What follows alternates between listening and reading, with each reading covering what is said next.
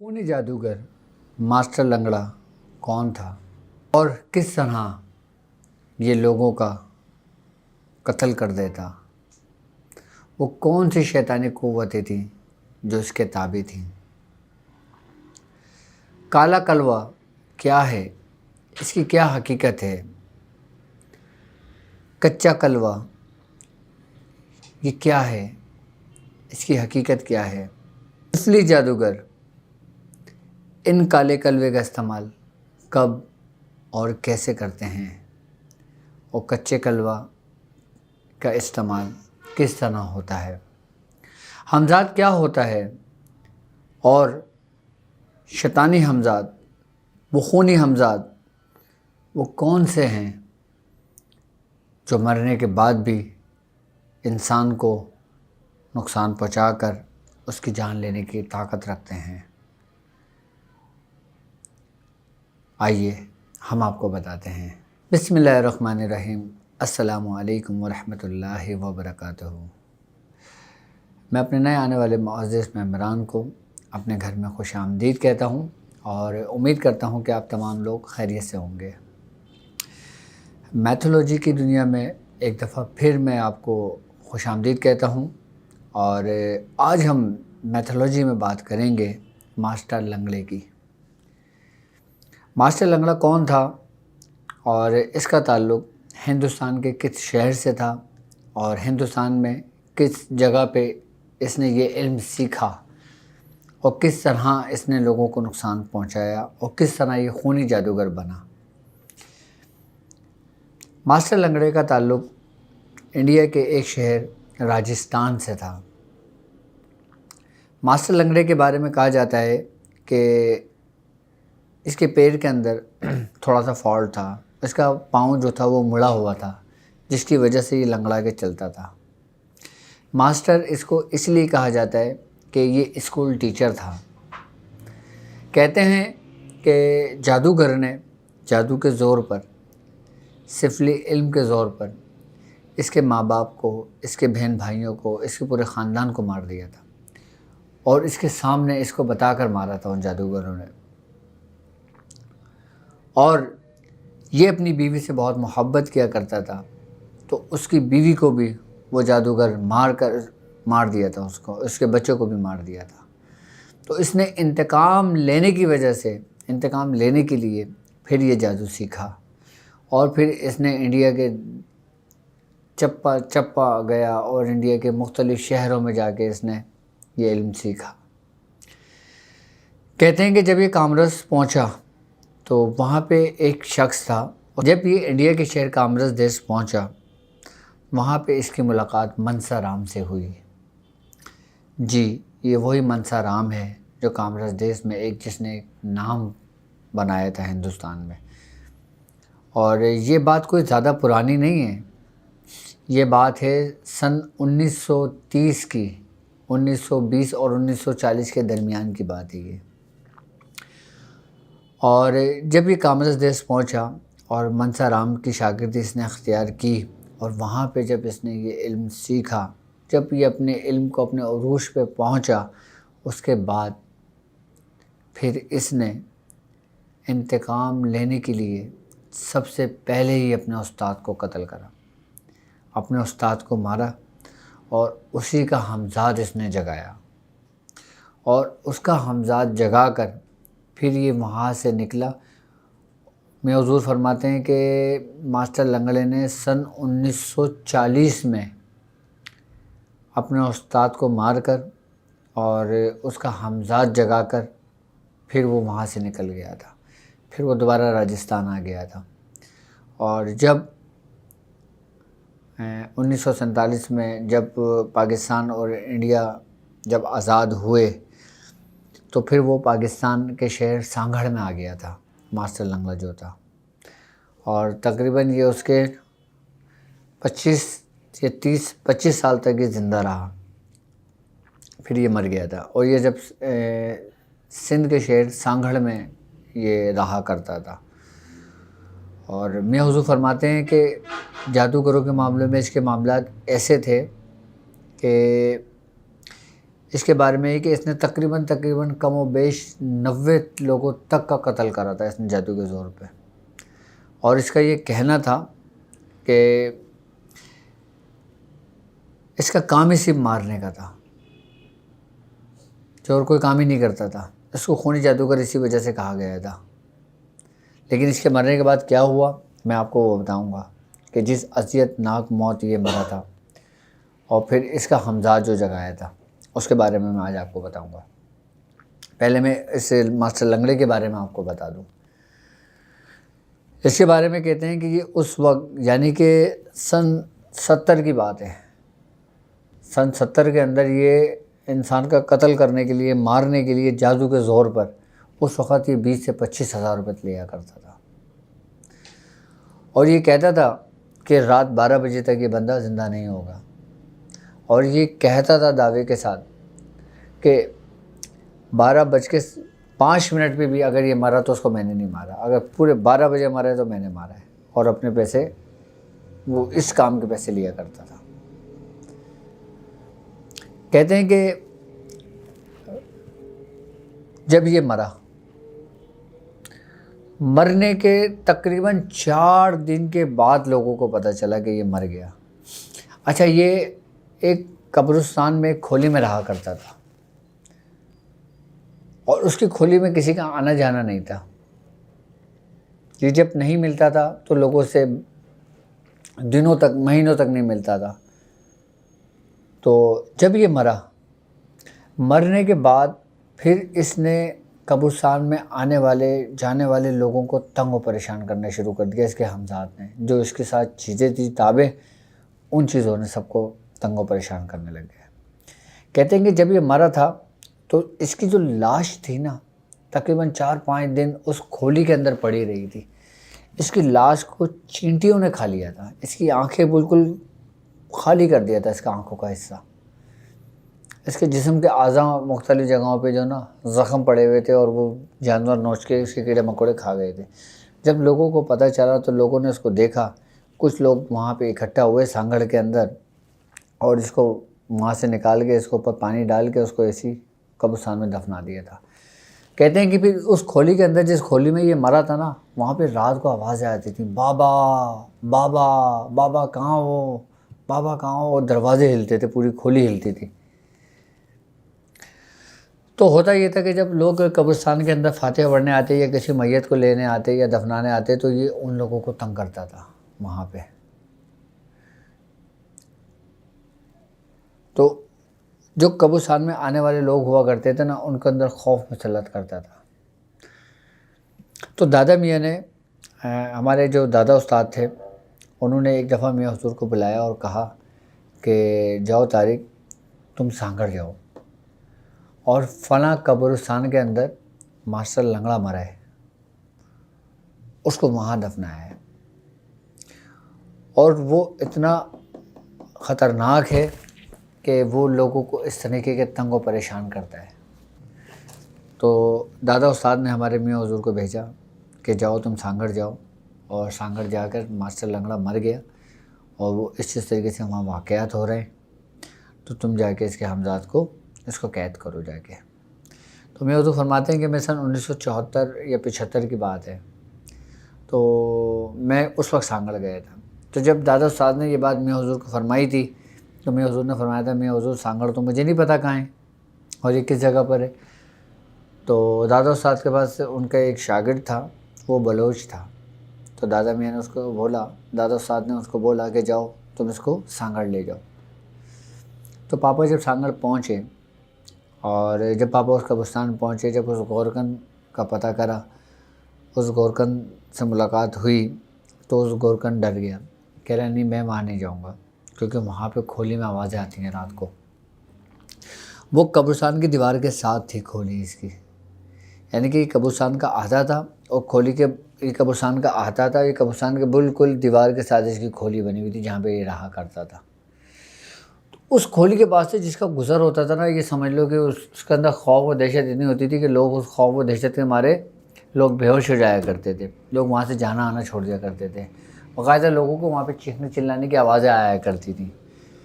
تو جب اس گورکن کو بتایا، اس گورکن نے بتایا کہ میں وہاں نہیں جاؤں گا اور نہ میں اس ماسٹر لنگڑے کی قبر بتاؤں گا کہاں پر ہے۔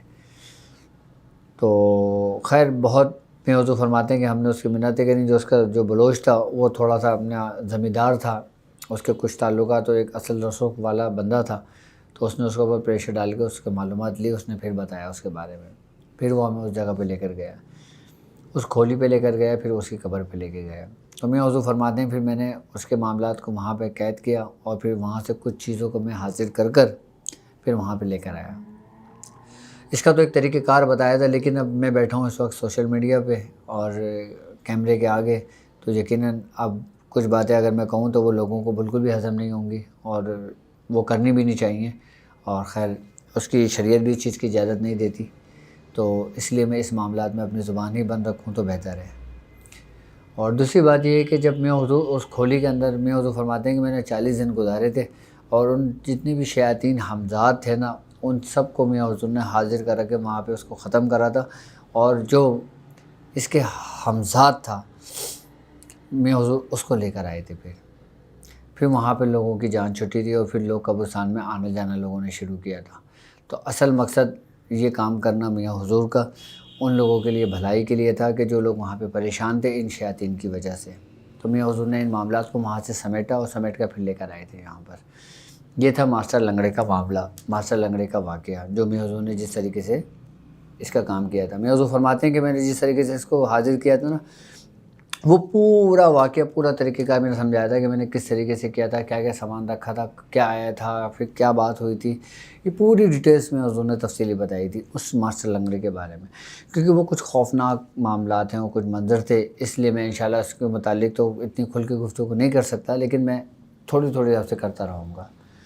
اور اب ہم بات کرتے ہیں یہ کالا کلوہ کون ہے۔ آپ نے اکثر عملیات سفلی میں جو لوگ سفلی جادوگر کرتے ہیں، جو لوگ سفلی علم کرتے ہیں، یا جو لوگ گندا علم کرتے ہیں، جو کالا علم کرتے ہیں، وہ اس نام سے اچھی طریقے سے واقف ہوں گے کہ کالا کلوہ کیا ہے، اس کی کیا حقیقت ہے، کالا کلوے کے بعد کچا کلوہ کیا ہے، اس کی کیا حقیقت ہے، اور چھوٹا کلوہ کیا ہے، اس کی کیا حقیقت ہے۔ انڈیا کے اندر اس کو مختلف ناموں سے پکارا جاتا ہے۔ کچھ انڈین میں اس کو ناٹا کلوہ بھی کہتے ہیں، کچھ کالا کلوہ بھی کہتے ہیں، کچھ چھوٹا کلوہ بھی کہتے ہیں، اور کچھ کچا کلوہ بھی کہتے ہیں۔ آج میں آپ کو بارے میں بتاؤں کہ یہ اصل میں ہے کیا۔ میں شروع کرتا ہوں کچا کلوہ سے۔ اچھا، کچا کلوہ بیسیکلی کہتے ہیں کہ جو دودھ پیتے بچے ہوتے ہیں نا، جو دودھ پینے کی عمر سے لے کے 1 سال کی عمر تک جو بچے مر جاتے ہیں، یعنی کہ پیدائش سے لے کر 1 سال کی عمر میں کسی بھی دوران ان کا جو انتقال ہو جاتا ہے نا، ان بچوں کے حمزات کو جگایا جاتا ہے۔ جب ان بچوں کے حمزات کو جگایا جاتا ہے نا، وہ کچا کلوہ بنتا ہے، اس کو کچا کلوہ کہتے ہیں۔ اور یہ سمجھ لیں کہ ہمارے مذہب کے اندر یہ حرام ہے، گناہ ہے، اور یہ سمجھ لیں کہ اس کرنے والے کی بخشش نہیں ہے، ایسا کرنے والے لوگوں کی۔ لیکن اب ظاہر سی بات ہے، جہاں پہ اچھے لوگ ہوتے ہیں وہاں پہ برے لوگ بھی یقیناً ہوتے ہیں، اور جو کالے لوگ علم کرنے والے ہوتے ہیں، کالا جادو کرنے والے ہوتے ہیں، کیوں ان کو کہا گیا ہے کہ یہ جہنمی ہے؟ اسی وجہ سے کہ ان کے جو یہ فعل ہوتے ہیں نا، ان فعل کی وجہ سے ان کو جہنمی قرار دیا گیا ہے کہ ان کی بخشش نہیں ہے، اور ان کے پاس جانے والے بھی نقصان دہ، وہ بھی انہیں اس میں شمار ہوتے ہیں جو ان سے مدد طلب کرتے ہیں، یعنی کہ جادو کرنے اور کروانے والا دونوں جہنمی ہیں۔ آئی بس سمجھ۔ اب میں تھوڑا سا آپ کو اس کا پس منظر بتا دیتا ہوں تاکہ آپ لوگوں کے دلوں میں ان کے لیے شدید اور سخت نفرت پیدا ہو کہ یہ لوگ کس طریقے کا فعل کرتے ہیں۔ آپ کو صرف اور صرف یہ بتانے کا مقصد یہی ہے کہ جو لوگ کہتے ہیں نا کہ کالا جادو کالے جادو سے ہی ختم ہوتا ہے۔ اب ایک نیک شخص، ایک مسلمان گھرانہ، اس کے اوپر اگر کالا جادو ہوا ہے تو اس کو لوگ بولتے ہیں نا کہ بھائی تم کالے والے کے پاس ہی جاؤ، اسی سے کرواؤ تو تمہارا کام ہوگا۔ اب میں ان کی حقیقت آپ کو بتاؤں کہ کس طرح آپ کے ایمان سے کھیلتے ہیں ایسے لوگ، جو یہ لوگ ایسا بولتے ہیں، اور جب آپ جاتے ہیں تو پھر آپ بھی اسی زمرے کے اندر آتے ہیں۔ اب میں آپ کو کچے کلوے کی تھوڑی سی حقیقت بتاتا ہوں کہ جو کالے علم کرنے والے جو لوگ ہوتے ہیں نا، دیکھیں سب سے بڑی بات یہ ہے کہ ایمان تو ان کے دل میں ہوتا نہیں ہے۔ ایمان تو اسی دن نکل جاتا ہے کہ جس دن یہ شرک کا پہلا کلام پڑھتے ہیں، جس دن یہ پہلا قدم اٹھاتے ہیں اپنے اس راستے کے لیے۔ ایمان سے تو وہ خارج ہو جاتے ہیں، مسلمان اسلام سے تو وہ لوگ خارج ہو جاتے ہیں، ان کا اسلام سے کوئی تعلق نہیں ہوتا۔ اب جس شخص کا اسلام سے کوئی تعلق نہ ہو تو پھر وہ جو چاہے کرے، جو چاہے کرتا ہے پھر وہ. آئی نا بس سمجھ میں. اب کچے کلوے کو جگانے کے لیے جو نا اس عملیات سفلی میں بھی جو نا لوگ اس کو برا جانتے ہیں, برا مانتے ہیں. باقاعدہ اس کے جو بڑے بڑے جو استاد ہوتے ہیں نا وہ بھی منع کرتے ہیں کہ تم کچا کلوہ نہ جگاؤ, تم پکا کلوہ نہ جگاؤ. اس کو منع کرتے ہیں باقاعدہ. کیوں؟ کیونکہ یہ ایک بڑی اذیت ناک موت ہوتی ہے. یہ جو مارتے ہیں نا, جو حمزاد کو جو جگایا جاتا ہے. اب اس کا حمزاد کا جگانے کا میں آپ کو ایک چھوٹا سا طریقہ کار سمجھا دیتا ہوں. جو شیاطین ہوتے ہیں نا, جو کھالے جادوگر ہوتے ہیں, یہ جو ملعون لوگ ہوتے ہیں, یہ لوگ کرتے یہ ہیں کہ جب بچہ پیدا ہوتا ہے اور پیدا ہونے کے مہینے 2 مہینے 3 مہینے بعد جب اس بچے کا کوئی نہ کوئی حادثاتی صورت کے اندر کوئی وصال ہو جاتا ہے, یعنی کہ جل جاتا ہے, اور یا کوئی حادثاتی اموات ہو جاتی ہے, یا ایسے معاملات میں, یا اس کی فیملی کے اوپر جادو کیا ہو جس کی وجہ سے وہ بچہ بھی مرا ہو. آئی نا بات سمجھ میں. ایک تو دیکھیں وہ ہوتا ہے جو قدرت کی طرف سے ہو اموات, ایک وہ اموات ہوتی ہے جو حادثاتی اموات ہوں. حادثاتی اموات کے اندر جو بچے مر جاتے ہیں نا, پھر یہ جادوگر جو ہوتے ہیں نا اس کی کھوج میں ہوتے ہیں کہ ایسے بچوں کی قبر کا کھوج پتہ لگائیں کہ وہ بچے کون لوگ ہیں. پھر یہ کرتے یہ ہیں کہ یہ جو نا اپنے ساتھ تقریباً 5 لیٹر دودھ لے کے جاتے ہیں اسی قبر پہ, اور یہ پھر اس قبر کو کھودتے ہیں, اس بچے کو نکالتے ہیں معصوم, اور اس کو باقاعدہ اس ٹرے میں جہاں پہ دودھ ہوتے ہیں وہاں پہ اس کو لٹال دیتے ہیں. پھر یہ شیطان لوگ اپنے منتر پڑھتے ہیں, اپنے کام کرتے ہیں اور اپنے اس کو کرتے ہیں. تو وہ جو حمزاد ہوتا ہے نا, تو وہ پھر رونے لگتا ہے بچہ زور زور سے. اچھا بچہ رونے لگتا ہے, پھر وہ بچہ کھڑا ہو جاتا ہے. پھر جب بچہ وہ کھڑا ہوتا ہے نا, پھر وہ قول و قرار کرتا ہے اس سے عامل کے ساتھ. اچھا منتر اور اس میں لازمی یہ کام یہ لوگ شیطانی, بس آپ کو پتہ ہے کہ غلط کام کا طریقہ غلط ہی ہوتا ہے. اچھا اس کے بعد کرتے یہ ہیں کہ پھر وہ بچہ لیٹ جاتا ہے, اس کے بعد پھر وہ اس کو اسی قبر میں لپیٹ دے, اس کو قبر میں دفنا دیتے ہیں. پھر وہ دودھ لے کر عامل جو ہوتے ہیں نا, یہ شیاطین عامل ہوتے ہیں, پھر یہ ان کو اپنے کمرے میں لے جاتے ہیں.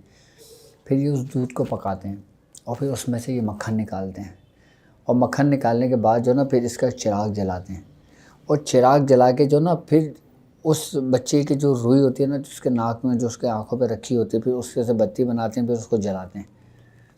پھر وہ اس کا حمزاد وہاں پہ حاضر ہو جاتا ہے. یہ ہوتا ہے کچا کلوہ. آپ سمجھ گئے آپ کچا کلوہ کسے ہوتا ہے؟ یار آپ لوگوں کو سمجھانے کے لیے نا صرف ایک چیز یہ ہوتی ہے, تو مجھے پوری اس کی ہسٹری اور پوری حقیقت بتانا پڑتی ہے آپ کو. آئی بس سمجھ میں؟ تو یہ ہسٹری یہ حقیقت اتنا کھل کے میں بتا رہا ہوں آپ کو, لیکن صرف اس لیے کہ آپ کو سمجھانے کے لیے کہ صحیح کیا ہے اور غلط کیا ہے. آپ کو یہ ٹاپک جو ہم نے رکھا ہے نا, یہ صرف اور صرف آپ کے اندر ایک شعور پیدا کرنا ہے کہ حقیقت کیا ہے, گمراہی کیا ہے, اچھا راستہ کیا ہے اور برا راستہ کیا ہے. آئی بات سمجھ میں؟ تو اس کو کچا کلوہ کہتے ہیں. یہ کچا کلوہ ہے اصل میں, اور اس کے بارے میں کہتے ہیں کہ یہ اتنا خطرناک ہوتا ہے, اس کا جو حمزاد ہوتا ہے, اس کا جو شیطان ہوتا ہے, کیونکہ وہ تو ظاہر سی بات ہے معصوم تھا نا بچہ. اب بچے کو کیا عقل ہے, کیا سوچ ہے, کیا سمجھے. پھر وہ جب بچہ وہ حمزاد کو جگاتے ہیں نا, پھر وہ سمجھ لیں کہ ایک وقت آتا ہے کہ یہ بچہ جو نا اس عامل کو بھی مار دیتا ہے. اتنا خطرناک ہوتا ہے. اچھا اس عامل کو جو یہ بچہ مارتا ہے نا, اس بچے کے حمزاد سے جو مرتا ہے عامل جس نے اس کو جگایا ہوتا ہے, جب وہ مرتا ہے نا تو پھر وہ سمجھ لیں کہ کالا کلوہ بنتا ہے. اب آپ کے سمجھ میں آ گئی بات کہ کچا کلوہ کیا ہوتا ہے اور کالا کلوہ کیا ہوتا ہے. یہ وہی سارے حمزاد, یہ وہی سارے شیاطین چل رہے ہیں, لیکن اس کی بھی کیٹیگری ہے. آئی نا بس سمجھ میں؟ اب اس کی جو کیٹیگری چل رہی ہے نا, میں اس کو تھوڑا سا ایکسپلین کر رہا ہوں آپ کو, اس کی حقیقت سے آگاہی دے رہا ہوں آپ کو. کچا کلوہ سمجھ گئے آپ کسے کہتے ہیں؟ آئی بس سمجھ میں؟ اچھا یہ میں نے بتایا کالے کلوے کی, یعنی کہ جو بڑا کلوہ ہوتا ہے. اچھا ایک ہوتا ہے چھوٹا کلوہ, جس کو ہندوستان کے اندر ناٹا کلوہ کہتے ہیں. اچھا ناٹا کلوہ جو ہوتا ہے نا, یہ تقریباً سمجھ لیں کہ ایسا ہوتا ہے کہ جیسے 5 سال کے بچے سے لے کے 12 سال کے بچے کی عمر کے جو بچے ہوتے ہیں نا، یہ ان کی شکل اور ان کے روپ میں ہی آتا ہے یہ۔ اچھا جب چھوٹا کلوہ ہوتا ہے نا، تو اس کو جگانے کے لیے، اس کی پڑھائی کرنے کے لیے یہ لوگ باقاعدہ طور پہ سمندر کا رخ کرتے ہیں، دریا کا رخ کرتے ہیں، نہروں کا رخ کرتے ہیں۔ اچھا سمندر کیوں جاتے ہیں چھوٹے کلوے کے لیے؟ وہ اس لیے کہ جو بچے سمندر میں ڈوب کر مرتے ہیں، ان کے جو ہمزاد ہوتے ہیں نا، پھر یہ اس کو جگاتے ہیں۔ جب یہ اس کو جگاتے ہیں نا تو وہ چھوٹا کلوہ کہلاتا ہے۔ یہ شیطانی ہی ہیں، یہ انہی سے مدد لی جاتی ہے۔ اچھا روح ایک الگ چیز ہے، ہمزاد ایک الگ چیز ہے۔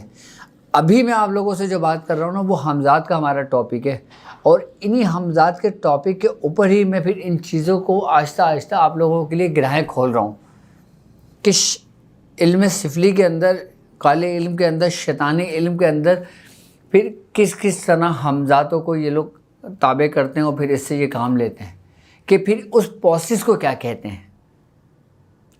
آئی نا بس سمجھ میں؟ مجھے نہیں لگتا کہ آپ نے کچے کلوے کے بارے میں اتنی کوئی ڈیٹیل میں کوئی بات جانی ہوگی، اس کی حقیقت سے آپ آشنا ہوں گے۔ لیکن میں چاہتا ہوں میں اپنے ساتھ چلنے والے تمام لوگوں کو ہر چیز سے آگاہی دوں گا۔ میں نے آپ سے ایک وعدہ کیا تھا نا کہ میں انشاءاللہ تعالیٰ جب اس رستے پہ آپ کو اپنے ساتھ لے کے چل رہا ہوں نا، تو میں آپ سے پوشیدہ کچھ نہیں رکھوں گا۔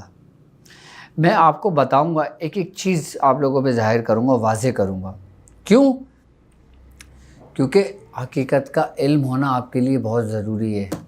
کیونکہ آپ جس رستے پہ چل رہے ہیں نا، یہ سمجھ لیں کہ اس رستے پہ جو نا، یہ سمجھ لیں کہ آپ کو ان شیاطینوں کے بارے میں بھی علم ہونا چاہیے، پتہ ہونا چاہیے آپ کو۔ میں چاہتا ہوں کہ میرا شاگرد دنیا میں کہیں بھی موجود ہو نا، وہ کہیں زندگی میں کسی جگہ پہ بھی نہ مار نہ کھائے کسی عامل کے آگے، کسی شیطان کے آگے، مات نہ کھائے کسی کے بھی آگے۔ کیونکہ جس طرح جیسی ریاضت ہم سے ہمارے بزرگوں نے کرائی ہے نا، جیسی توجہ جیسا ہمارے بزرگوں نے ہمیں نوازا ہے نا، تو میں چاہتا ہوں میں ویسی ہی تربیت، ویسے ہی تعلیم، ویسے ہی سب کچھ میں آپ لوگوں کے ساتھ اختیار کروں۔ کیونکہ انسان وہی سکھاتا ہے نا جو اس نے سیکھا ہوتا ہے۔ اب ہمارے بزرگوں نے ہمیں ان تمام رستوں سے آگاہی دی باقاعدہ طور پر، اچھا برا بتایا کہ برا کیا ہوتا ہے، اچھا کیا ہوتا ہے۔ خیر اب ہماری بات کہیں نکل جائے گی، میں مختصر بات کو کر کے نا پھر اپنے مقام پر آتا ہوں کہ میں سمجھتا ہوں کہ اب آپ نے کچا کلوہ سمجھ لیا۔ اچھا چھوٹا کلوہ، جو ناٹا کلوہ جسے کہتے ہیں، وہ میں نے بتا دیا آپ کو، جو سمندر میں جو ایسے لوگ بچے جو مرتے ہیں، جو اس عمر کے بچے ہوتے ہیں نا، پھر یہ اس کے ہمزاد کو پھر اس کو حاضر کرتے ہیں، پھر وہ بھی بہت خطرناک ہوتا ہے۔ اچھا کالا کلوہ کیا ہوتا ہے؟ کالا کلوہ یہ بھی شیطان ہی کی اقسام ہے، یہی وہ ہمزاد۔ اچھا یہ عاملین ہوتے ہیں، جادوگر لوگ ہوتے ہیں۔ اچھا وہ جادوگر لوگ ہوتے ہیں کہ جنہوں نے اپنی زندگی میں ان کلووں سے مدد لی ہوتی ہے، یعنی کہ ان ہمزاتوں سے مدد لی ہوتی ہے، ان شیاطینوں سے مدد لی ہوتی ہے۔ جب وہ انہی کے ہاتھوں مرتے ہیں نا، پھر یہ کوئی کچا کلوہ، کوئی کالا کلوہ، کوئی ناٹا کلوہ بنتا ہے۔ آپ نے دیکھا ہوگا اکثر سفلی کے علم کے اندر، سفلی کے عملیات کے اندر اس کا نام بے تاشا آتا ہے، کالے کلوے کا۔ آئی نا بات سمجھ میں؟ اچھا اب اگر کوئی شخص اس سے متاثر ہوتا ہے تو اس کے گھر میں کیا سمٹم ہوتے ہیں، اس کے بھی طریقہ کار سمجھ لیں آپ۔ یہ تو میں نے آپ کو بتا دیا جو عاملین حضرات ہوتے ہیں کہ وہ کس طرح اس کو جگاتے ہیں، پھر کس طرح وہ لوگوں کو نقصان پہنچاتے ہیں۔ آئی بس سمجھ میں نے یہ بات سمجھا دی ہے آپ کو کہ وہ اس طریقے سے کچے کلوے کو جگاتے ہیں، پھر گھر پہ آتے ہیں، پھر چراغ جلاتے ہیں، پھر پڑھائی کرتے ہیں، پھر تنتر منتر پڑھتے ہیں، پھر وہ اس کی حاضری ہوتی ہے، حاضری ہونے کے بعد پھر وہ اس سے قول و قرار کرتے ہیں، پھر وہ اس سے لوگوں کو نقصان پہنچاتے ہیں۔ یہ صرف اور صرف نقصان پہنچانے کے لیے ہوتا ہے، اس کا تعلق کوئی اچھائی سے نہیں ہے، اس کا تعلق کوئی بھلائی سے نہیں ہے، یہ صرف اور صرف نقصان پہنچانے کے لیے ہوتے ہیں۔ کیونکہ اندھیرا اندھیرا ہی کرے گا، وہ کبھی بھی اجالا نہیں ہوگا، یہ بات یاد رکھنا۔ اب یہ چاہے انتقام کے عوض، چاہے حسد کے عوض، چاہے دولت کے عوض، یہ پھر جو لوگوں کو نقصان پہنچاتے ہیں نا، اس کو میں آپ لوگوں کو روکنا چاہتا ہوں۔ آئی نا بات سمجھ؟ اس سے، اس کے نقصان سے آپ لوگوں کو میں بچانا چاہتا ہوں، آپ کو اس کے طریقہ کار سمجھانا چاہتا ہوں کہ اگر کسی شخص کے اوپر، کسی کے گھر کے اوپر کالے کلوہ بٹھایا گیا، اچھا یہ باقاعدہ طور پہ بٹھایا جاتا ہے، یہ نہیں کہ بس اس نے پڑھائی کری وہ آیا نقصان کرا اور چلا گیا، نہیں، یہ گھر کے اندر موجود ہوتا ہے۔ آئی بس سمجھ میں؟ اچھا اب اس کے تھوڑے سے سمٹم، تھوڑے سے اس کی وہ سن لیں آپ کہ جب یہ کسی کے گھر پہ پڑھائی کی جاتی ہے، کسی شخص کو پڑھائی کی جاتی ہے تو اس کے گھر کے اندر کیا کیا اثرات مرتب ہوتے ہیں، اس کی نشانیاں کیا کیا ہیں کہ کوئی عاملین کوئی اس طریقے کا اگر آپ کے گھر کے اوپر یا آپ کے اوپر کسی قسم کا کوئی نقصان دہ بات ہوتی ہے تو سب سے پہلے ہوتا یہ کہ اس گھر کے اندر نا بچے کے رونے کی آوازیں آنے لگتی ہیں کہ جیسے کوئی بچہ رو رہا ہے۔ اچھا جب جا کے دیکھتے ہیں نا تو کوئی بچہ نہیں رو رہا ہوتا اس جگہ پہ۔ اچھا اس کی سب سے پہلی جو علامت ہوتی ہے نا، سب سے پہلی علامت وہ بلیاں روتی ہیں اس کی چھت پہ آ کے۔ آئی بس سمجھ میں؟ وہ بلیاں ایسے زور زور سے روتی ہیں اور بالکل مستقل 3 دن آگے روتی ہیں۔ اچھا کبھی اتفاق ہوتا ہے کہ کسی چھت پہ بلی رو رہی تھی، دوسرے دن نہیں آئی، نہیں روئی، تیسرے دن نہیں روئی، چوتھے دن رو گئی۔ اس کا وہ نہیں ہے اس کی نشانی۔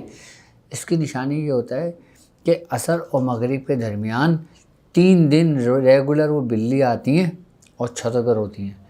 اچھا وہ بلیاں 3 بلی آتی ہیں اور تینوں سیاہ ہوں گی، وہ روتی ہیں۔ اس کے بعد پھر یہ اس گھر کے اندر کچا کلوا آتا ہے، اور جب یہ آتا ہے نا تو اس گھر کے اندر بچے کے رونے کی آواز آنی شروع ہو جاتی ہیں۔ سب سے پہلے گھر کے اندر سے نا دودھ گرنا شروع ہو جاتا ہے، دودھ غائب ہونے شروع ہو جائے گا۔ آئی بس سمجھ میں؟ پھر انسان کے جو اس گھر کے اندر جو بچے ہوں گے نا پھر وہ بیمار رہنے لگیں گے۔ اچھا بیمار رہنے کے ساتھ ساتھ پھر ان بچوں کے اندر وہ سمٹم پیدا ہو جائیں گے کہ ایک ایسی حرکت کرنا کہ جو سمجھ لیں کہ غیر اخلاقی ہو، ان بچوں کے اندر وہ کیفیت پیدا ہو جاتی ہیں۔ وہ یہ شیاطین حمزاتی ان کے جسم کے اندر داخل ہو کے پھر یہ نقصان پہنچا رہے ہوتے ہیں۔ یہ اس کے سمٹم ہوتے ہیں، یہ اس کے نشانیاں ہوتی ہیں جو جس کے گھر کے اندر یہ پڑھائی ہوتی ہے۔ اگر آپ کے ساتھ یا آپ کے سننے والے کے ساتھ یا آپ اگر کسی کا علاج کر رہے ہیں، آپ کے پاس کوئی ایسا مریض آ جاتا ہے، اس کے ساتھ ایسی معاملات ہوں، ایسی نشانیاں ہوں، یا آپ اگر تشخیص کرتے ہیں تو آپ کے سامنے یہ باتیں آئیں تو پھر آپ کو کیا کرنا چاہیے؟ اس کے اور کیا کیا اثرات ہوتے ہیں گھر کے اندر؟ تو اچھا بچوں کے ساتھ ساتھ جب ان شیاطین سے، ان حمزات سے جب بڑے متاثر ہوتے ہیں نا تو بڑوں کے اندر سب سے پہلا کام ان کا یہ ہوتا ہے کہ یہ انسان کے دماغ کے اوپر کنٹرول کر لیتے ہیں، اور انسان کو ایسا فیل ہوتا ہے کہ ان کے کندھوں پہ جو ہے نا بچے چڑھے ہوئے ہیں۔ جیسے آپ کسی بچے کو لیتے ہو گود میں، آپ کو فیل ہوتا ہے کہ آپ کے کندھے پہ نا کوئی بچے لیے کہ آپ سواری کرتے ہو یا آپ بچے کو کھلا رہے ہوتے ہو، تو یہ ایسا فیل کرتا ہے۔ یہ انسان کے جو ہے نا جو کچے کلوے ہوتے ہیں نا یہ انسان کے کندھوں پہ چڑھ جاتے ہیں۔ اس کے بعد یہ انسان کی جو میموری ہوتی ہے نا یہ اس کو سمجھ لیں کہ لاس کر دیتے ہیں، بالکل ختم کرنے شروع کر دیتے ہیں۔ اچھا اس کے بعد پھر جو شخص جو بڑے لوگ ہوتے ہیں نا پھر یہ سمجھ لیں کہ آہستہ آہستہ آہستہ ان کی میموری لاس ہونے شروع ہو جاتی ہے۔ پھر وہ ایسی حرکت کرتے ہیں کہ اگر پانی میں ہاتھ دھو رہے ہیں تو پھر وہ مستقل ہاتھ ہی دھوئے جا رہے ہیں، یعنی کہ آدھے گھنٹے سے ہاتھ دھو رہے ہیں۔ واش روم میں بیٹھے ہوئے تو 1 گھنٹے سے واش روم میں بیٹھے ہوئے ہیں۔ آئی نا بس سمجھ؟ مطلب بچوں جیسی حرکت ہے، بچوں جیسی عادت ہے، کیونکہ وہ شیطان اس کے دل میں رحم نہیں ہے، کیونکہ وہ تو ہے ہی شیطان۔ اچھا اس سے متاثر جو لوگ ہوتے ہیں نا ان کے اندر یہ تمام کیفیتیں پیدا ہو جاتی ہیں۔ آئی بس سمجھ میں؟ اور اس گھر کے اندر جگہ جگہ پہ جو نا ایسی کیفیتیں، ایسے جو جیسے پتلے ہوتے ہیں نا، پتلے وہ گھر کے اندر گرنا شروع ہو جاتے ہیں۔ وہ گھر کے اندر سے وقتاً فوقتاً کہیں نہ کہیں سے نکلنے شروع ہو جاتے ہیں، جیسے گڑیا کا سر ہوتا ہے، گڈے کا سر ہوتا ہے، اس ٹائپ کی جو پرانی چیزیں ہوتی ہیں نا پھر وہ گھروں کے اندر سے نکلنی شروع ہو جاتی ہیں۔ کہیں گھر کے گارڈن سے نکل رہی ہیں تو کہیں گھر سے اسٹور سے نکل رہی ہیں تو کہیں گھر سے وہاں سے نکل رہی ہیں، اور پھر یہ کیفیت آہستہ آہستہ پیدا ہونے شروع ہو جاتی ہے۔ تو یہ سارے میں نے آپ کو اس کے سمٹم بتائیں کہ اس میں کیا کیا کیفیتیں ہوتی ہیں، کیا کیا اس کی نشانیاں ہیں کہ ان عاملین کی۔ اچھا کچا کلوا ہو، چھوٹا کلوا ہو، یا بڑا کلوا ہو، یا کالا کلوا ہو، یہ سارے سمجھ لیں کہ ایک اسٹیپ بائی اسٹیپ ہیں۔ میں نے آپ کو سمجھا دیا کہ کچا کلوا کسے کہتے ہیں، اور پھر چھوٹا کلوا کیسے بنتا ہے، اور پھر بڑا کلوا کیسے ہوتا ہے، اور پھر کالا کلبہ کسے کہتے ہیں. یہ سارے سمجھ لیں کہ یہ پوری ترتیب ہے ان کی، ان شیطانوں کی. بھائی پناہ مانگی گئی ہے، کیوں پناہ مانگی گئی؟ کیوں کہا گیا ہے وَقُلْ رَبِّ أَعُوذُ بِكَ مِنْ ہَمَزَاتِ الشَّيَاطِينِ؟ اسی لیے پناہ مانگی گئی ہے کہ یہ انسان کے گھر تو گھر، انسان کی نسلیں اجاڑ دیتے ہیں، انسان کو تباہ و برباد کر دیتے ہیں. اور اللہ تعالیٰ باقاعدہ یہ بات کہہ رہا ہے، قرآن میں کہہ رہا ہے کہ اور میں پناہ مانگتا ہوں کہ وہ حاضر ہوں. اس کا مطلب کیا ہوا؟ کہ وہ حاضر بھی ہوتے ہیں. اچھا، ایک ہوتا ہے کہ آپ نے کسی کو بلایا تو وہ آیا، ایک وہ ہوتا ہے کہ جو خود ہی آیا. سب سے خطرناک وہ ہوتا ہے جس کو آپ نے بلایا اور وہ آیا، وہ سب سے زیادہ خطرناک ہوتا ہے. حاضر یہی ہے نا کہ یہ شیاطین حاضر ہوتے ہیں، ان لوگوں سے جبھی تو پناہیں مانگی گئی ہیں. انسان جب دیکھو، اللہ تبارک تعالیٰ قرآن میں کہتا ہے کہ جو شخص ہماری یاد سے تغافل برتتا ہے ہم اس پہ شیطان مسلط کر دیتے ہیں، اور وہ شیطان اس کے ساتھ ساتھ رہتا ہے، اور وہ یہ سمجھتا ہے کہ میں ہدایت پر ہوں، جبکہ وہ ہدایت پر نہیں ہوتا. اور جب وہ ہمارے پاس آئے گا، اپنے نامہ اعمال دیکھے گا، پھر وہ اس شیطان سے کہے گا کہ تو میرا بدترین ساتھی نکلا، کاش تیرا اور میرا فاصلہ مشرق اور مغرب کا ہوتا، کہ تو میرا بدترین ساتھی نکلا. یعنی کہ شیطان آپ کو اپنے طریقے سے گمراہ نہیں کرے گا، وہ آپ کو آپ کے طریقے سے گمراہ کرے گا. من شر الوسواس الخناس، پناہ مانگی گئی ہے باقاعدہ. نبی کریم صلی اللہ علیہ وآلہ وسلم کی حدیث ہے، آپ نے فرمایا کہ جب انسان پیدا ہوتا ہے تو اس کے ساتھ ایک فرشتہ پیدا ہوتا ہے اور اس کے ساتھ ایک شیطان پیدا ہوتا ہے. تو صحابہ نے فرمایا یا رسول اللہ صلی اللہ علیہ وآلہ وسلم، کیا آپ کے ساتھ بھی وہ ہمزاد شیطان پیدا ہوا تھا؟ آپ نے فرمایا ہاں ہوا تھا، پھر وہ مجھ پہ ایمان لے آیا تھا، اللہ کی مجھ کو مدد ملی تھی، پھر وہ مجھے بھلائی کا پیغام دینے لگا. مجھے صرف اللہ کی مدد تھی اور وہ ایمان لے آیا. ورنہ کہتے ہیں کہ سرکار دو عالم صلی اللہ علیہ وآلہ وسلم کے علاوہ کسی بھی انسان کا ہمزاد ایمان نہیں لایا، سوا واحد سرکار دو عالم صلی اللہ علیہ وآلہ وسلم آپ ہیں جو آپ کا ہمزاد ایمان لے آیا تھا. ورنہ اس شیطان کا تو کام ہی برائی کی دعوت دینا ہے، انسان کو اکسانا ہے، وسوسہ ڈالنا ہے. اور وہ جو فرشتہ پیدا ہوتا ہے اس کا نام ملہم ہے. بیسیکلی جو ہمارے دل میں الہام ہوتا ہے نا، وہ اللہ کے حکم سے وہ پیدا کرتا ہے، وہ نیکی کی دعوت دیتا ہے، وہ بھلائی کی طرف بلاتا ہے. اور یہ جو ہمزاد وسواس ہے، جو وسوسے پیدا کرتا ہے، یہ خناس جس کے بارے میں، یہ برائی کی طرف انسان کو لے کر آتا ہے.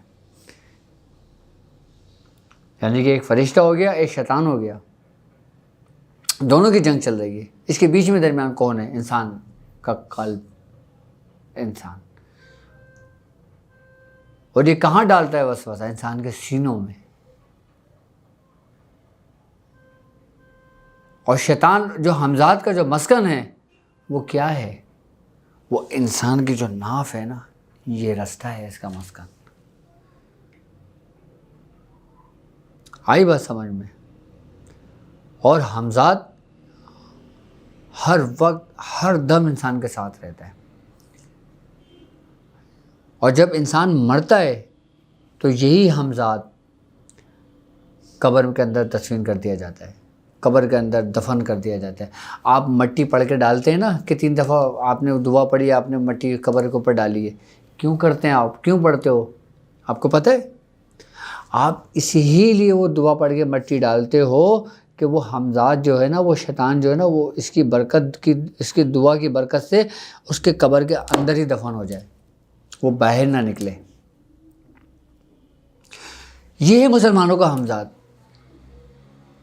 اچھا، مسلمانوں کا حمزات ہماری قبروں کے اندر باقاعدہ قید کر دیا جاتا ہے۔ اچھا، وہ مسلمان جو حادثاتی صورت میں جن کا انتقال ہو جاتا ہے، اچھا، اللہ رب العزت ان حمزادوں کو باقاعدہ طور پر فرشتوں کو حکم دے کر ان کو ایک جگہ پہ منتقل کر دیتے ہیں قیامت تک کے لیے۔ آئی بات سمجھ میں؟ اچھا، مسلمانوں کا حمزات اتنا طاقتور، اتنا خطرناک نہیں ہوتا کہ جتنا ایک ایسے غیر مذہب شخص کا ہوتا ہے کہ جس کا تعلق دین سے کچھ نہیں ہوتا، اسلام سے کچھ نہیں ہوتا۔ اس کے ساتھ جو حمزات ہوتا ہے، اس کا جو شیطان ہوتا ہے، وہ سب سے زیادہ خطرناک ہوتا ہے۔ آئی بات سمجھ میں؟ ہمارے بزرگان دین فرماتے ہیں کہ اگر تمہیں کہیں باہر ڈر و خوف ہو، تمہیں کوئی شیطان تنگ کر رہا ہو، کوئی حمزات تنگ کر رہا ہو، کوئی جنات تنگ کر رہا ہو، کوئی بھی جادو تمہیں تنگ کر رہا ہو، تم کہیں پر بھی ہو تو مسلمانوں کے قبرستان میں چلے جاؤ، وہاں پہ تم امن پاؤ گے۔ اب لوگ قبرستان میں جانے سے ڈرتے ہیں کہ نہیں جی، یعنی کہ مسلمانوں کا جو قبرستان ہے نا، وہاں پہ امن ہے، وہاں پہ سکون ہے، وہاں پہ روحانیت ہے، کیونکہ حدیث ہے۔ آئی بات سمجھ میں؟ جہاں پہ 40 قبر ہوتی ہیں، وہاں پہ ایک نیک بندے کی قبر ہوتی ہے اللہ کے۔ اس نیک بندے کی وجہ سے ان قبرستان کے اوپر سے عذاب اٹھا لیا جاتا ہے۔ اور جہاں پہ اللہ کے دوست آرام کر رہے ہوں تو سب سے زیادہ امن کی جگہ وہ نہیں ہوگی تو اور کون سی ہوگی؟ پھر کس چیز کا ڈر ہے قبرستان کے نام سے آپ لوگوں کو؟ قبرستان کا ڈر و خوف اپنے دل و دماغ سے نکال دیں۔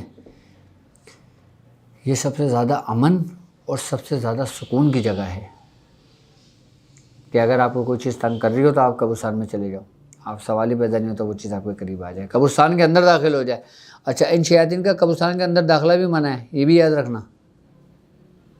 ہاں، قبرستان کے اندر داخل نہیں ہو سکتے یہ شیطان۔ بس پھر وہ قبرستان کے اندر جو ہوتا ہے نا، وہ ہمارا خوف ہوتا ہے اپنا۔ اور باقاعدہ قبرستان پہ مختلف لوگوں کی ڈیوٹیز بھی ہوتی ہیں۔ کسی دن میں قبرستان کے متعلق، قبرستان کے اوپر پورا پروگرام کروں گا کہ وہاں کیا کیا معاملات ہیں اور ہم کس طرح وہاں سے استمداد لے سکتے ہیں، کس طرح ہم اپنے بزرگوں سے مدد لے سکتے ہیں، اور قبرستان ہمیں کیوں جانا چاہیے۔ نبی کریم صلی اللہ علیہ وآلہ وسلم نے ہمیں کیوں حکم دیا تھا قبرستان جایا کرو، کیوں ہمیں حکم ہوا تھا، کیوں ہمیں بتایا گیا تھا، قبرستان کی کیا اہمیت ہے عام جگہوں سے۔ آئی بات سمجھ میں؟ انشاءاللہ تعالیٰ اس کے بارے میں پوری ڈیٹیل سے پروگرام کروں گا۔ تو میں سمجھتا ہوں حمزات کے بارے میں بھی سمجھ گئے ہوں گے۔ اب میں آپ کو ان شیاطینی حمزات کے بارے میں بتاتا ہوں جو خونی حمزات ہوتے ہیں۔ خونی حمزات کسے کہتے ہیں اور خونی حمزات کس کے ہوتے ہیں؟ خونی حمزات اس کے کہتے ہیں کہ جو، یہ سمجھ لیں آپ کہ جس نے کبھی اپنی زندگی میں کلمہ نہ پڑھا ہو، جو غیر مذہب لوگ ہوتے ہیں۔ آئی بات سمجھ میں؟ اور اس کے ساتھ ساتھ وہ ایسے کاموں میں مبتلا ہوں کہ ان کی زندگی گناہوں میں اور دلدلوں میں دھس گئی ہو، اور ان کا تعلق جادو سے ہو، یعنی جادوگر سے ہو۔ اب ظاہر سی بات ہے، جو دوسرے لوگ ہوتے ہیں وہ ضروری نہیں کہ جادوگر ہوں، لیکن میں ان کی بات کر رہا ہوں جو جادوگر ہوتے ہیں۔ جب وہ لوگ مرتے ہیں نا، تو جب ان کے جو حمزات ہوتے ہیں نا، پھر وہ خونی حمزات بنتے ہیں۔ اس کی وجہ یہ ہوتی ہے کہ جو کالے علم کرنے والے لوگ ہوتے ہیں، جو اغور کرنے والے لوگ ہوتے ہیں، یا جو قبالہ کرنے والے جو لوگ ہوتے ہیں، آئی نا بات سمجھ میں، ان کے ماتحت جو وہ شیطانی قوتیں ہوتی ہیں نا، جو ان کی زندگی میں ہوتی ہیں، ان کے پاس ان کے تابع، جو وہ ان سے کام لیتے ہیں باقاعدہ طور پر، پھر جب ان سے وہ کام لیتے ہیں باقاعدہ طور پر، وہ کام تو کرتے ہیں ان کے، آئی بس سمجھ میں، لیکن پھر جب وہ اپنا کام لے لیتے ہیں نا، پھر اس کے بعد پھر وہ اسی عاملین کو مار دیتے ہیں، اور جب اسی عاملین کو مارتے ہیں نا، جب وہ مرتا ہے، اچھا یہ ایک بات یاد رکھنا کہ جب انسان کی موت واقع ہوتی ہے نا، تو روح اور حمزات اس کا جسم چھوڑ دیتے ہیں، یعنی کہ ایک طریقے سے ایک پنجرے کے اندر 2 طوطے رکھے ہیں آپ نے، آپ دروازہ کھولا تو دونوں طوطے اڑ جائیں گے، آزاد ہو جائیں گے، آئی بس سمجھ، بالکل اسی طرح کہ جب انسان کی موت ہوتی ہے نا، تو حمزات اور روح جو ہے نا اس کا جسم چھوڑ دیتے ہیں۔ اچھا جب یہی شیاطین جادوگر جو ہوتے ہیں، آئی بس سمجھ میں، جب یہی جو جادوگر ہوتے ہیں جب یہ مرتے ہیں نا، تو سمجھ لو کہ ان کے جو حمزات ہوتے ہیں نا، جو دنیا میں ان کے تابع جو چیزیں ہوتی ہیں، پھر یہ اس کو جو نا اپنے ساتھ ملا لیتے ہیں، آئی بات سمجھ میں، اپنے ساتھ ملا کے، جب پہلے ایک قوت تھی، پھر یہ 2-3 قوتیں ایک ساتھ مل گئیں، پھر یہ خونی قوت بن گئی۔ اب جب یہ خونی قوت بنی نا، پھر یہ جو تباہی مچاتے ہیں نا، پھر یہ جو انسانوں کو نقصان پہنچاتے ہیں، انسانوں کے، وہ بہت خطرناک ہوتا ہے۔ اچھا یہ بہت اب تو بہت کم ہو گیا، وہ شادر و نادر ایسے ہوں معاملات، ورنہ ایک وقت میں تو بہت تھے یہ، یا ابھی بھی ہوں لیکن ناپید ہو گئے۔ لیکن ایک بات یاد رکھنا کہ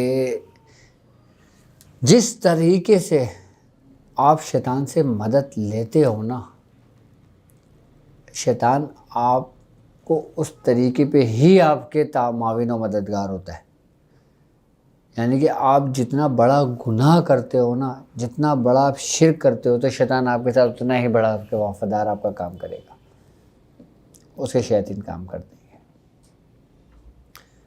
تو اللہ تبارک و تعالیٰ ان شیاطینوں کے شر سے محفوظ فرمائے۔ اچھا میں آپ کو ایک بات اور بتاؤں، یہ تو چیز ہے جو حمزات جگانے کی بات تھی، ایک جادوگر جو ہوتے ہیں نا، جو عاملین ہوتے ہیں، کالے جادو کرنے والے، وہ باقاعدہ ان جناتوں کو بھی حاضر کرتے ہیں جو شیاطین جنات ہوتے ہیں، جن کا تعلق بھی جادوگری سے ہوتا ہے۔ انسان جادو کرتے ہیں، ٹھیک ہے، تمہیں کیا لگتا ہے جنات تم میں سے نہیں ہے؟ ایسا کیا ہوتا ہے؟ شیاطین جناتوں میں سے بھی بڑے بڑے جادوگر گزرے، میں آپ کو ان کی بھی ہسٹری بتاؤں گا انشاءاللہ، ان کے بارے میں بھی آپ کو بتاؤں گا، وہ کون کون سے جنات اور کون کون سے قبائل سے ان کا تعلق ہے، اور وہ کون سے مشہور جنات گزرے ہیں جو جادوگر تھے۔ ہاں میں انشاءاللہ سب بتاؤں گا آپ کو آہستہ آہستہ، ابھی ہمارا جنات کا ٹاپک شروع نہیں ہوا ہے، ہو سکتا ہے کچھ ٹائم کے بعد میں جناتوں کی بھی سیریز شروع کروں آپ لوگوں کے لیے، تاکہ آپ کو جنات کی بھی اہمیت ہو۔ تو آپ کو بتانے کا مقصد یہ تھا کہ وہ جو شیاطین جو عاملین ہوتے ہیں نا، پھر جب وہ ان جناتوں کو حاضر کرتے ہیں نا کہ جن کا تعلق جادو سے ہوتا ہے، یعنی کہ جو جادوگر جنات ہوتے ہیں، پھر وہ جادوگر جنات جب حاضر ہوتے ہیں، جب اس کے تابع ہوتے ہیں نا، کہ جب اس سے کوئی لرزش پیدا ہوتی ہے، یعنی کہ کوئی کوتاہی ہو جاتی ہے۔ اچھا ایک بات یاد رکھنا کہ یہ شیاطین جو ہوتے ہیں نا، یہ آپ کو ایک لمحے کی سیکنڈ کی غلطی سے نا آپ کو مار دیتے ہیں۔ ہاں آپ یہ نہیں سمجھیں کہ اس کو ہم نے تابع کر لیا تو یہ ساری زندگی میرے تابع رہیں گے، پھر یہ مجھ پہ آنکھ نہیں اٹھا سکتے چاہے میں لاکھ غلطیاں کر لوں، ایسا نہیں ہوتا، پھر یہ پلک جھپکتے انسان کا کام کر دیتی ہیں۔ پھر اس میں تخت ہوتا ہے، یہ تختہ ہوتا ہے۔ ہاں یہ کام کرنے والے لوگ جو نا، یہ ایک لمحے کے لیے بھی سوتے نہیں ہیں رات میں، یہ بھی یاد رکھنا۔ ہاں کیونکہ ان کو پتہ ہے کہ اگر ہم رات میں سو گئے نا، پھر ہمیں ہمیشہ کے لیے سلا دیں گے، یہ بڑا خطرناک راستہ ہے بھائی۔ بس میں نے بہت لوگوں کو ان اندھیروں سے نکالا ہے، بہت لوگوں کی رہنمائی کری ہے، ان شیاطینوں کے ہاتھوں سے نکالے لوگوں کو۔ کچھ لوگ ایسے تھے جو اس راستے پر تھے، لیکن پھر میں نے ان کو وہاں سے نکالا اور پھر سلسلے کی تعلیمات کی طرف لگایا۔ آج الحمدللہ وہ اپنے راستے پر ہے۔ وہ کہتے ہیں کہ واجد بھائی یہ ناممکن سی بات تھی کہ یہ چیزیں ختم ہو جائیں، تو میں نے کہا بھائی اللہ کی ذات پہ بھروسہ رکھو، یہ سلسلے کی برکت ہے، یہ سلسلے کا فیض ہے۔ یہ تو میں سمجھتا ہوں حمزات کے بارے میں بھی آپ اچھی طرح سمجھ گئے ہوں گے کہ حمزات کیا ہے اور خونی حمزات کسے کہتے ہیں، یہ بھی میں نے آپ کو بتا دیا، اور ان شیاطین جادوگروں کے بھی میں نے بارے میں آپ کو تفصیلی بتا دیا۔ اور اب ان کا علاج سن لیں۔ اس کا علاج کرنے کے لیے سب سے پہلے آپ کو خود کو اسٹرانگ ہونا بہت ضروری ہے، کیونکہ ایک عام بندہ اس کا علاج خود نہیں کر سکتا، یہ ذہن میں رکھنا۔ کیونکہ اس دوران میں اگر آپ نے علاج کو چھیڑا اور جہاں آپ کمزور پڑے پھر یہ اور طاقتور ہو جاتے ہیں۔ تو اس لیے اگر کسی معاملات میں کسی کے اوپر ایسے سمٹم ہوں تو وہ فوراً رابطہ کرے۔ اور دوسری بات یہ ہے کہ آپ لوگوں کو میں صرف اور صرف سورہ قریش پہ ریاضت کرنے کو میں نے کہا ہے۔ یقیناً آپ لوگ سورہ قریش کر رہے ہوں گے۔ آپ لوگوں کو نہیں پتہ کہ میں آپ لوگوں سے کیا کروا رہا ہوں۔ میں آپ لوگوں کو باقاعدہ طور پہ تیار کر رہا ہوں روحانی قوتوں سے، سلسلے کی تعلیمات سے۔ یہ تو کچے کلوے ہیں، ابھی تو بہت کچھ باقی ہے۔ میں چاہ رہا ہوں کہ میں آپ کو سورہ قریش اور 15 کا نقش اور میڈیٹیشن کی جو توجہ ہے، ان تینوں چیزوں سے جو نا آپ کو اتنا کامل اور اتنا پختہ کر دوں، اور آپ کو اتنے طریقہ کار صرف انہی تینوں چیزوں سے میں آپ کو بتا دوں کہ آپ کی زندگی کے لیے آپ کے جتنے بھی شیاطین ہیں اس دنیا کے اندر، اور جتنے بھی طریقے سے ہیں، چاہے وہ سفلی ہو، اگوری ہو، کالا ہو، پیلا ہو، نیلا ہو، جو بھی جادو ہو، سب کا علاج آپ خود کر سکیں، لیکن ایک خاص ترتیب اور ایک طریقے کے ساتھ۔ آئی نا بس سمجھ میں؟ لیکن جن لوگوں کے ساتھ ایسی بات آئی ہیں جو میں نے سمٹم آپ لوگوں کو بتائیں طریقے کا، تو سورہ قریش آپ پڑھنا شروع کر دیں۔ 40 مرتبہ سورہ قریش روزانہ پڑھنا شروع کر دیں، اور اس گھر میں آپ خود صبح اور شام باقاعدہ اذان دیا کریں اپنی چھت پہ جا کر، چاہے اتنی آواز سے دے دیں کہ آپ کے کانوں تک آواز پہنچے۔ ضروری نہیں کہ آپ مؤذن کے طرح چیخ چیخ کے نماز پڑھیں، اذان دیں، نہیں، آپ بالکل ایزی ہو کے، بالکل نارمل ہو کے آپ ایسے اذان دیں کہ جیسے آپ کو خود کو سنائی دے رہی ہے، یا آپ کے برابر میں اگر کوئی شخص کھڑا ہے تو وہ اگر غور سے سنے تو اس کو سنائی دے۔ آپ ایسے اذان دے لیں صبح اور رات میں۔ اچھا، اذان دینے کی برکت یہ ہوتی ہے کہ جس گھر کے اندر شیاطین حمزات خاص کر ہونا اور اس گھر میں اذان دی جائے تو وہ شیطان حمزات جو نا اس گھر کو چھوڑ دیتے ہیں۔ اور اگر اس جسم کے اندر یہ مسکن ہو جائیں، اپنا قائم مقام کر لیں، تو پھر اس کے کان میں اذان دی جائے، اور پھر اذان دینے کے بعد پھر اس کا مکمل علاج کیا جائے۔ لیکن سورہ قریش، اچھا میری ہر ویڈیو جو نا، جو میرے ساتھ چلنے والے جو لوگ ہیں نا، جو زکوٰۃ ادا کر رہے ہیں، جو 15 کے نشر کی زکوٰۃ ادا کر رہے ہیں، جو سورہ قریش پڑھ رہے ہیں، آپ یقین کریں گے وہ خود اس کا علاج کرنے شروع کر دیں گے، اور ان کو پتہ بھی نہیں چلے گا کہ ہم نے علاج کر لیا۔ 15 کے نشر ابھی میں آپ کو طریقہ کار سمجھاؤں گا، اور ابھی میں کئی طریقہ کار تو سمجھا چکا ہوں، اب میں اس کو استعمال کرنے کے طریقے بتاؤں گا آپ کو نیکسٹ ویڈیو میں اپنی، کہ ہم 15 کے نشر سے کیا کیا کام لے سکتے ہیں۔ اب یاد رکھنا کہ میری ہر ویڈیو نا ایک دوسری ویڈیو سے جڑی ہوئی ہے، میری ہر ویڈیو نا ایک سمجھ لیں کہ کڑی ہے دوسری کڑی سے جو مل رہی ہے. میری ہر ویڈیو کو اگر ایک کڑی دوسری کڑی سے مل رہی ہے نا تو ایک پوری زنجیر بن رہی ہے. یہ بات یاد رکھیے گا.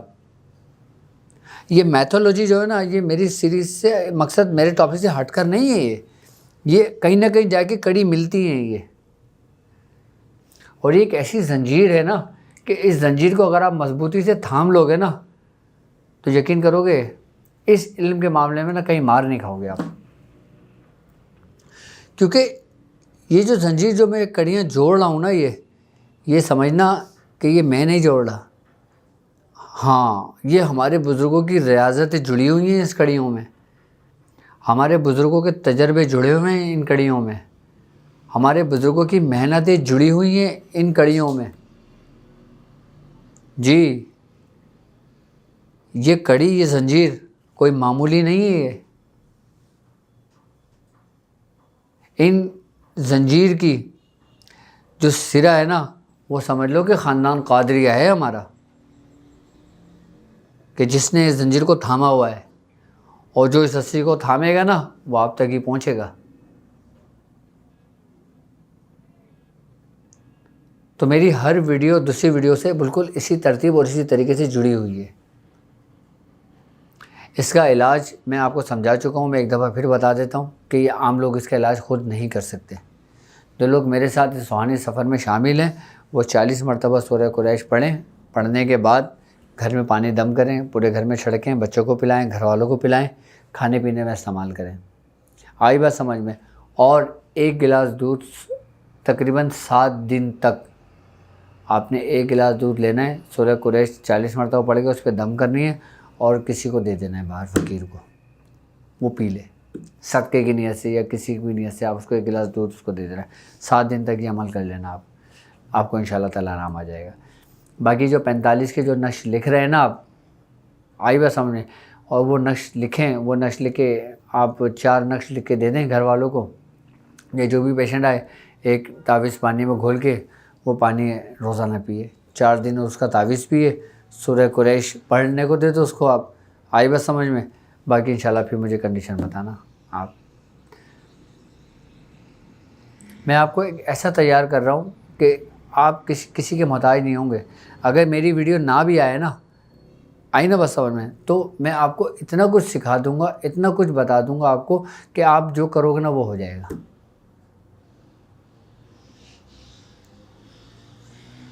میں نہیں چاہتا کہ آپ میرے محتاج ہوں, میں نہیں چاہتا کہ آپ کسی اور کے محتاج ہوں. میں چاہتا ہوں کہ آپ خود کفیل ہوں, آپ خود اپنے معاملات کو حل کریں. جس طرح جس کی ریاضت ہمارے بزرگوں نے ہم کو کروائی ہے نا, انشاءاللہ تعالی ہم آپ کو کرواتے ہیں. اچھا لوگ جو ان حمزات کے چکر میں پڑتے ہیں نا, جو لوگ یہ کہتے ہیں کہ یار ہمیں حمزات کا عمل کرا دو, ہم حمزات کا عمل کر لیتے ہیں, یہ آسانی کے ساتھ ہو جائے گا اور یہ جلدی ہو جائے گا اور اس میں کوئی ڈر و خوف نہیں ہے. تو ایک بات یاد رکھنا, حمزات کا جو عمل ہوتا ہے نا یہ بہت خطرناک عمل ہوتا ہے. ہاں ہم سمجھتے ہیں کہ حمزات کا عمل جو نا آسان ہوتا ہے. حمزات کا عمل ایسے نہیں کرنا چاہیے بغیر استاد کے. آئی بات سمجھ میں کہ جب تک آپ کے پیچھے آپ کی پشت مضبوط نہ ہو نا, تو یہ حمزات جگاتے وقت اگر آپ سے کوئی لرزش سے کوئی جگہ غلطی ہو جاتی ہے تو یہ چیز آپ کو مار دیتی ہے. اچھا اگر حمزات جگانا بھی ہو نا تو انسان جو نا صرف اس سے کرے کہ جیسے میاں حضور نے کرا تھا. کیا کہ وہ جو حمزات تھا نا جب وہ مرا تھا تو وہ لوگوں کو باقاعدہ طور پہ وہاں پہ نقصان پہنچا رہا تھا اس قبرستان میں, اس جگہ پر, کیونکہ اس کی کھولی قبرستان سے باہر تھی, جس طریقے سے میں نے سمجھایا تھا. تو قبرستان میں آنے والے لوگوں کو نا تنگ و پریشان کرتے تھے. آئی بات سمجھ میں. اگر کسی ایسے معاملات میں کوئی سرزد ہو نا تو انسان پھر یہ کام کرے, ورنہ یہ کام نہ کرے. اس کو باقاعدہ طور پہ اس کو قید کر دے. آئی بات سمجھ میں. لیکن ایک بات یاد رکھنا کہ یہ حمزات جگانے کے جو معاملات ہوتے ہیں نا, میں کیا بتاؤں, دل تو کرتا ہے کہ کھل کر بتا دوں، لیکن بس نہیں بتا سکتا۔ بس اتنا ہی کہوں گا آپ سے کہ اس کے متعلق احتیاط کرنی چاہیے۔ ہاں، کیونکہ ہمزاد جگانے کے معاملات، ہمزاد جگانے کے چکر میں جو نا سمجھ لیں کہ ہمارا دین اس چیز کی اجازت نہیں دیتا، اور جس چیز کا آپ کا دین اجازت نہیں دیتا، شریعت آپ کو اجازت نہیں دیتی، وہ کام آپ کو نہیں کرنا چاہیے۔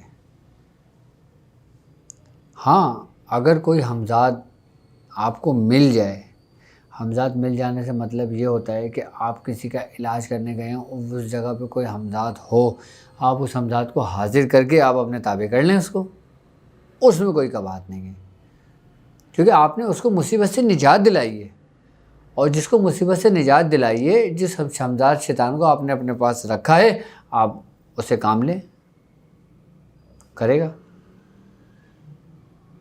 ہم نے تو دوائیں تک بھروائی ہیں، ہاں آئی بس سمجھ میں، ہم نے تو کام کروائے باقاعدہ، اپنے کارخانے میں کام کر رہے ہوتے تھے یہ چیزیں۔ لیکن ایک بات ہے کہ جب ہم یہ کام کرتے تھے نا، تو ہم گھر نہیں جا سکتے تھے، ہم گھر میں نہیں رہتے تھے، ہماری کھولی الگ تھی، ہمارا کارخانہ الگ تھا، ہمارا کھانا پینا الگ تھا، ہمارا سونا الگ تھا۔ کئی سالوں تک تو میں گھر سے الگ رہا ہوں اپنے، صرف اسی کام کی وجہ سے، کیونکہ ان چیزوں کو لے کر آپ گھر نہیں جا سکتے۔ ہاں، ان چیزوں کو آپ لے کے گھر نہیں جا سکتے آپ، لیکن ان چیزوں پہ بھی ہم نے بڑی بڑی ریاستیں کری تھی، ایسے نہیں کہ ہم گئے اور بس وہ آ گئی، نہیں نہیں جی، جب کوئی معاملات آیا کرتے تھے، جب کوئی کام آیا کرتے تھے، تو وہ بھی انہی معاملات کو دیکھا کرتے تھے۔ لیکن جب ایک وقت آیا، میاں حضور نے ان سب کو سمیٹا، سب کو کہا کہ اب جو تم نے اپنے پاس قید کیا ہوا ہے، ان سب کو ختم کرو، ان کو جا کے قید کر کے آؤ اور ان کو ختم کرو۔ اچھا، میں آپ کو ایک بات بتاؤں، یہ بھی ایک بڑے راز کی بات ہے، میں آپ کو بتانا نہیں چاہتا، لیکن میں پھر بھی آپ کو بتاتا ہوں کہ ان کی بھی عدالتیں لگتی ہیں، آئی بس سمجھ میں۔ اور اس وقت کراچی کے اندر جو عدالت جہاں لگتی ہیں نا، وہ ہے حضرت عالم شاہ بخاری کا مزار، روحانی دنیا کی بات کر رہا ہوں میں آپ سے۔ تو اچھا، ہمیں بھی نہیں پتہ تھی یہ بات، ہمیں یہ بات پتہ ہے کب پتہ چلی؟ ہمیں یہ بات اس وقت پتہ چلی کہ جب میاں حضور نے ہم سے کہا کہ ان چیزوں کو سمیٹو، سمندر میں پھینکو، اور ان چیزوں کو لو اور عالم شاہ بخاری پہ جا کے قید کر کے آؤ، بند کر کے آؤ وہاں پر، اس کو چھوڑ کے آؤ۔ تو میں نے میاں حضور سے فرمایا، میں نے میاں حضور سے کہا کہ میاں عالم شاہ بخاری پہ کیوں؟ عبداللہ شاہ غازی چلے جاتا ہوں، میں وہیں جمع کرا دوں گا۔ کہہ رہے نہیں، جہاں کا بولا ہے وہیں کرو۔ تو پھر میاں حضور نے بتایا تھا کہ وہاں پہ باقاعدہ شیاطین کا قید خانہ بنا ہوا ہے۔